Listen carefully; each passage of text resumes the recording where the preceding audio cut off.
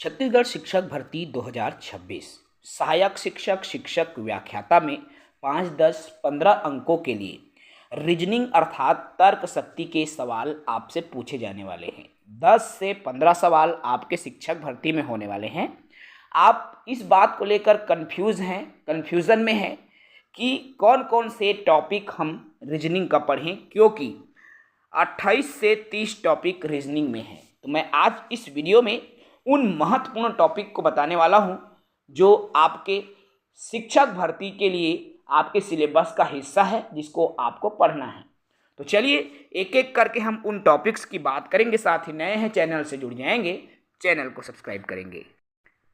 दोस्तों, छत्तीसगढ़ शिक्षक भर्ती में सभी संवर्ग की भर्ती परीक्षा में ये पूछा जाने वाला है। सबसे पहला टॉपिक जो आपको पढ़ना है वो है पासा, जिसको डाइस कहते हैं। पासा में आपको एक नॉर्मल प्रश्न आएगा और एक आता है आपके जो प्रसारित पासा है। प्रसारित पासा यानी कि कोई भी जैसे डिब्बा है उसको खोला बंद किया, कितने फलक खुलते हैं, इस तरह से। यानी कि आपको डाइस को पढ़ना है, प्रसारित पासा को पढ़ना है। घन और घनाभ से संबंधित प्रश्न आपसे पूछ दिए जाते हैं, तो घन और घनाभ वाले टॉपिक को आपको पढ़ना है। इसके अलावा सबसे महत्वपूर्ण टॉपिक है रक्त संबंध, जिसको ब्लड रिलेशन कहा जाता है। रक्त संबंध से आपके एक सवाल मोस्ट इंपॉर्टेंट है, तो रक्त संबंध को भी आप देख लेंगे। इसके अलावा दिशा परीक्षण, दिशा परीक्षण में जैसे राम 4 किलोमीटर उत्तर दिशा में चला, 3 किलोमीटर दक्षिण दिशा में चला, वो पुनः बाएं मुड़ गया और 4 किलोमीटर चला। इस तरह के जो सवाल है आपको दिशा परीक्षण में देखने को मिलता है और ये टॉपिक भी आपके लिए इम्पोर्टेंट है। इसके अलावा कोडिंग डिकोडिंग वाले जो टॉपिक है, जिसमें अल्फाबेटिकल सीरीज से संबंधित A to Z इससे संबंधित प्रश्न यानी कि सांकेतिक भाषा कोडिंग डिकोडिंग को आपको पढ़ना है। इसके अलावा वर्णमाला परीक्षण यानी कि A to Z, A से Z तक। इसके पहले जो सांकेतिक भाषा यानी कि कोडिंग डिकोडिंग और वर्णमाला में क्या अंतर है, देखो कोडिंग और डिकोडिंग में आपका उनका स्थान कौन सा अंक में आता है। जैसे C, तो C 3 नंबर में आता है, D 4 नंबर में आता है। तो इस तरह से ये होता है आपके सांकेतिक भाषा से संबंधित। और वर्णमाला परीक्षण में A to Z, तो इसमें A के 2 अंक बाद यानी A के बाद C आएगा। तो इस तरह से एक सीरीज में या फिर अल्टरनेट या 1-1, 2-2 के अंतराल में जो है आपसे सवाल पूछ दिए जाते हैं, जिसको वर्णमाला परीक्षण कहा जाता है। तो उससे संबंधित आपके प्रश्न जो है पूछे जाएंगे।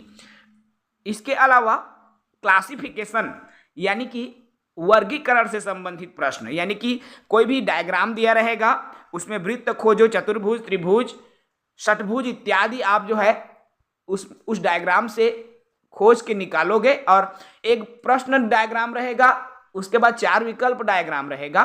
उन प्रश्नों में 4 विकल्पों में से कौन सा विकल्प उस प्रश्न में निहित है, उसको इस तरह से ये क्लासिफिकेशन से संबंधित सवाल आपसे पूछे जाएंगे। इसके अलावा जो लुप्त संख्या है, अब लुप्त संख्या जैसे कोई भी सीरीज में जैसे 5, 10, 15, फिर खाली स्थान है, फिर 25, 30 यानी कि 20 आया, क्योंकि 5-5 के डिस्टेंस में है। इस तरह से जब आप इसको हल करेंगे, कई तरीके से आपको सोचना है। ये लुप्त संख्या वाले सवाल आपसे पूछे जाएंगे। इसमें वर्ग के रूप में आ सकता है, घन के रूप में आ सकता है, 5-10 के पहाड़ा के रूप में आ सकता है। तो कई तरीके से ये लुप्त संख्या वाले सवाल बनाए जाते हैं। इसके अलावा गणितीय ऑपरेशंस, मैथमेटिकल ऑपरेशंस, गणितीय संक्रिया आपको देखना है, जिसमें आपने धन के जगह में गुणा लिखा जाए, भाग के जगह में जोड़ लिखा जाए। इस तरह से आपसे ये प्रश्न जो है पूछ दिए जाते हैं। ये भी मोस्ट इंपॉर्टेंट है।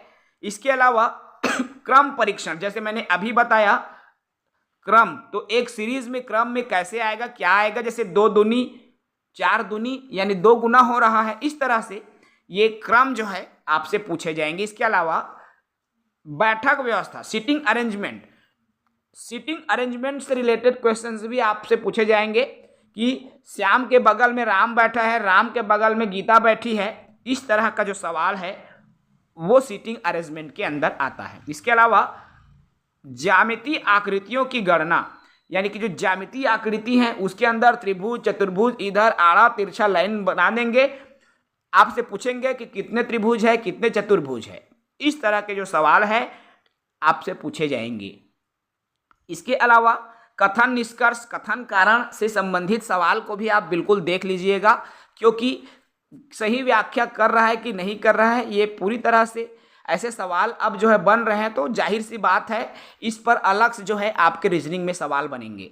इसके अलावा आप वेन आरेख यानी कि मान लीजिए किसी कक्षा में 80 विद्यार्थी है 80 में 40 विद्यार्थी चाय पीते हैं, 30 विद्यार्थी ये पीते हैं और 10 विद्यार्थी ऐसे हैं जो चाय और कॉफ़ी दोनों पीते हैं। तो इस तरह के जो सवाल है जिसको वेन आरेख के माध्यम से बताया जाता है, तो ये महत्वपूर्ण 16 टॉपिक जो कि आपके रीजनिंग में अत्यंत महत्वपूर्ण है, और इन टॉपिक्स को बिल्कुल आप केयरफुल स्टडी कीजिए, क्योंकि आपके 10 और 15 अंकों के प्रश्न आपको देखने को मिल रहा है, आपके सिलेबस का हिस्सा है, और रीजनिंग का स्तर मध्यम स्तर का है। अगर आप बेहतर तैयारी करते हैं तो आप अच्छे स्कोर जो है ला सकते हैं और चयन के करीब पहुंच सकते हैं। ये इंपॉर्टेंट टॉपिक है, ये महत्वपूर्ण टॉपिक है जिसको आपको ध्यान देना है ताकि आपका जो रीजनिंग है वो कवर हो जाए।